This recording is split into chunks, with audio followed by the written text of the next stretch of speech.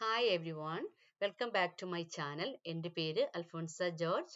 ഞാനൊരു clinical nurse specialist ആയിട്ട് work ചെയ്യുന്നു. ഇന്ന് ഞാൻ നിങ്ങളുടെ മുൻപിൽ വന്നിരിക്കുന്നത് ഡിമെൻഷ്യയുടെ റിസ്ക് ഫാക്ടേഴ്സ് അല്ലെങ്കിൽ മറവി രോഗത്തിന് സാധ്യമായ ഘടകങ്ങൾ എന്തൊക്കെയാണ് എന്നതിനെ പറ്റി സംസാരിക്കാനാണ്. ഈ ഘടകങ്ങളെ അല്ലെങ്കിൽ റിസ്ക് ഫാക്ടേഴ്സിനെ പ്രധാനമായും രണ്ടായിട്ട് തരംതിരിച്ചിട്ടുണ്ട്. നോൺ മോഡിഫയബിൾ റിസ്ക് ഫാക്ടേഴ്സ് അല്ലെങ്കിൽ പരിഹരിക്കാൻ പറ്റാത്ത ഘടകങ്ങൾ എന്നും മോഡിഫയബിൾ റിസ്ക് ഫാക്ടേഴ്സ് അല്ലെങ്കിൽ പരിഹരിക്കാൻ പറ്റുന്ന ഘടകങ്ങൾ എന്നുമാണ്. ഇന്നത്തെ ഈ വീഡിയോയിൽ നോൺ മോഡിഫയബിൾ റിസ്ക് ഫാക്ടേഴ്സ് അല്ലെങ്കിൽ പരിഹരിക്കാൻ പറ്റാത്ത ഘടകങ്ങൾ എന്തൊക്കെയാണ് എന്ന് നമുക്ക് നോക്കാം. ഒന്നാമതായിട്ടുള്ളത് പ്രായം ഇല്ലെങ്കിൽ ഏജ്. നമുക്കറിയാം, പ്രായമായവരിലാണ് നമ്മൾ കൂടുതലായി ഡിമെൻഷ്യ അല്ലെങ്കിൽ മറവി രോഗം കാണപ്പെടുന്നത്. പ്രായമായ എല്ലാവരിലും തന്നെ മറവി രോഗം അല്ലെങ്കിൽ ഡിമെൻഷ്യ എന്ന അവസ്ഥ ഉണ്ടാകണമെന്നില്ല. അതുപോലെ തന്നെ പ്രായമായവരിൽ കാണുന്ന എല്ലാ ഓർമ്മക്കുറവുകളും ഡിമെൻഷ്യ അല്ലെങ്കിൽ മറവി രോഗമല്ല. എപ്പോഴാണ് ഈ ഓർമ്മക്കുറവ് അല്ലെങ്കിൽ അവരുടെ കോഗ്നിറ്റീവ് ഡിസോർഡേഴ്സ് അവരുടെ ദൈനംദിന ജീവിതത്തെ ബാധിക്കാൻ തുടങ്ങുന്നത്, അപ്പോൾ നമുക്ക് അതിനെ ഡിമെൻഷ്യ അല്ലെങ്കിൽ മറവി രോഗം എന്ന് വിളിക്കാം. നമ്മൾ ഒരു 30നും 54നും ഇടയിൽ പ്രായമുള്ള ഡിമെൻഷ്യ ഉള്ള രോഗികളുടെ എണ്ണം എടുത്താൽ അത് 2000 ആണെങ്കിൽ 60നും 74നും ഇടയിൽ പ്രായമുള്ള ഡിമെൻഷ്യ രോഗികളുടെ എണ്ണം 7000 ആയിരിക്കും. എന്നാൽ നമ്മൾ 85 വയസ്സിന് മുകളിൽ പ്രായമുള്ള ഡിമെൻഷ്യ രോഗികളുടെ എണ്ണം എടുത്താൽ അത് 25,000-ൽ കൂടുതലായി കാണപ്പെടും. ഇങ്ങനെ ഒരു ഇൻക്രീസ് പ്രായം കൂടുന്നതിനനുസരിച്ച് ഡിമെൻഷ്യ രോഗികളുടെ എണ്ണത്തിലുള്ള വർധനവും നമുക്ക് കാണാൻ സാധിക്കും. അതുപോലെ തന്നെ പഠനങ്ങളിൽ പറയുന്നത് 65 വയസ്സിന് മുകളിൽ ഉള്ള 14 ആളുകളിൽ ഒരാൾക്ക് ഡിമെൻഷ്യ ഉണ്ടാകാൻ സാധ്യതയുണ്ട് എന്നാണ്. എന്നാൽ അത് 85 വയസ്സിന് മുകളിലാകുമ്പോൾ അതിൽ 6ൽ ഒരാൾക്ക് ഡിമെൻഷ്യ ഉണ്ടാകാനുള്ള സാധ്യതയായി മാറും എന്നാണ് പറയപ്പെടുന്നത്. ഇങ്ങനെയാണ് ഏജ് ഒരു റിസ്ക് ഫാക്ടേഴ്സ് ആവുന്നത്. ഇനി രണ്ടാമതായിട്ടുള്ള ഒരു റിസ്ക് ഫാക്ടർ എന്ന് പറയുന്നതാണ് ജെൻഡർ. നിങ്ങൾ ശ്രദ്ധിച്ചിട്ടുണ്ടോ, നമ്മുടെ ചുറ്റും ഉള്ളവരിൽ സ്ത്രീകൾക്കാണോ പുരുഷന്മാർക്കാണോ കൂടുതലായി മറവി രോഗം അല്ലെങ്കിൽ ഡിമെൻഷ്യ കാണുന്നത്? സ്ത്രീകളിലാണ് കൂടുതലായി ഡിമെൻഷ്യ ഉണ്ടാകാൻ സാധ്യതയുള്ളത് എന്നാണ് പഠനങ്ങളിൽ പറയുന്നത്. ഇതിനെപ്പറ്റി കൂടുതൽ പഠനങ്ങൾ നടന്നിട്ടില്ല.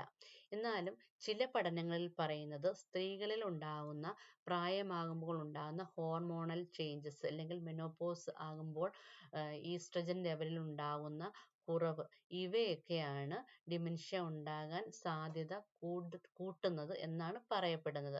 ഇതിനെപ്പറ്റി ഇനിയും കൂടുതൽ പഠനങ്ങൾ നടക്കേണ്ടിയിരിക്കുന്നു. ഇനി മൂന്നാമതായിട്ടുള്ള റിസ്ക് ഫാക്ടറാണ് ഫാമിലി ഹിസ്റ്ററി. നമ്മുടെ പേരൻസിനൊക്കെ അല്ലെങ്കിൽ നമ്മുടെ ഫാമിലി മെമ്പേഴ്സിൽ ആർക്കെങ്കിലും ഡിമെൻഷ്യ ഉണ്ടെങ്കിൽ ഡിമെൻഷ്യ അതിൻ്റെ അടുത്ത തലമുറയിൽപ്പെട്ടവർക്കും വരാൻ സാധ്യതയുണ്ട് എന്നാണ് പറയപ്പെടുന്നത്. പക്ഷേ അത് നമ്മൾ ഒത്തിരി വറി ചെയ്യേണ്ട ഒരു കാര്യമല്ല. കാരണം ഫാമിലി ഹിസ്റ്ററി വളരെ ഒരു ലോ റിസ്ക് ഫാക്ടർ എന്നാണ് പറയപ്പെടുന്നത്. നമ്മുടെ കോമൺ ടൈപ്പ് ഓഫ് ഡിമെൻഷ്യ ആയ അൾസൈമേഴ്സ് ഡിസീസ് പോലെയുള്ള ഡിമെൻഷ്യ 1000-ൽ ഒരാൾക്ക് ഫാമിലി ഹിസ്റ്ററി മൂലം ഉണ്ടാകാൻ സാധ്യതയുള്ളൂ എന്നാണ് പറയപ്പെടുന്നത്. അതുകൊണ്ട് ഫാമിലി ഹിസ്റ്ററിയുടെ റിസ്ക് വളരെ ചെറുതാണ്. എന്നിരുന്നാലും നമ്മൾ അങ്ങനെ ഒരു ഫാമിലി ഹിസ്റ്ററി നമുക്കുണ്ടെങ്കിൽ നമ്മുടെ ലൈഫ് സ്റ്റൈലൊക്കെ ചേഞ്ച് ചെയ്ത് ഹെൽത്തി ആയിട്ടുള്ള ഒരു ലൈഫ് സ്റ്റൈൽ മുന്നോട്ട് കൊണ്ടുപോകാനും ഡിമെൻഷ്യ ഉണ്ടാകാനുള്ള കാരണങ്ങളിൽ നിന്നൊക്കെ അകന്നു നിൽക്കാനും നമ്മൾ ശ്രദ്ധിക്കേണ്ടതാണ്. ഇനിയുമുള്ള ഒരു റിസ്ക് ഫാക്ടറാണ് ഡൗൺ സിൻഡ്രം. നമുക്കറിയാം, നേരത്തെ വീഡിയോയിൽ പറഞ്ഞ പോലെ ഡൗൺ സിൻഡ്രം ഉള്ള 50% ആളുകൾക്കും ഡിമെൻഷ്യ ഉണ്ടാകാനുള്ള സാധ്യത ഉണ്ട് എന്നാണ് പറയപ്പെടുന്നത്. അതിനുള്ള കാരണമായി പഠനങ്ങളിൽ പറയുന്നത് ഡൗൺ സിൻഡ്രം ഉള്ളവർ ഒരു എക്സ്ട്രാ ക്രോമസോമുമായാണ് ജനിക്കുന്നത്. അതായത് ക്രോമസോം 21. ഈ ക്രോമസോം 21 ഒരു അമിലോയിഡ് പെർക്കസർ പ്രോട്ടീൻ എന്ന ഒരു ജീൻ ക്യാരി ചെയ്യുന്നുണ്ടെന്നും ഈ അമിലോയിഡ് പെർക്കസർ പ്രോട്ടീൻ അബ്നോർമൽ ആയിട്ടുള്ള പ്രോട്ടീൻ പ്രൊഡ്യൂസ് ചെയ്യുകയും ഇത് പ്ലാക്സ് ആയിട്ടും ടാങ്കിൾസ് ആയിട്ടും ഇവരുടെ ബ്രെയിൻ സെൽസിൽ കാണപ്പെടുകയും അങ്ങനെ ബ്രെയിൻ സെൽസ് ഡാമേജ് ആവുകയും ചെയ്യുന്നത് മൂലമാണ് ഇവർക്ക് ഡിമെൻഷ്യ ഉണ്ടാകാനുള്ള സാധ്യത കൂടുന്നത് എന്നാണ് പറയപ്പെടുന്നത്. അങ്ങനെ നോൺ മോഡിഫയബിൾ ആയിട്ടുള്ള 4 ഫാക്ടേഴ്സ് ആണ് നമ്മളിവിടെ കണ്ടത്.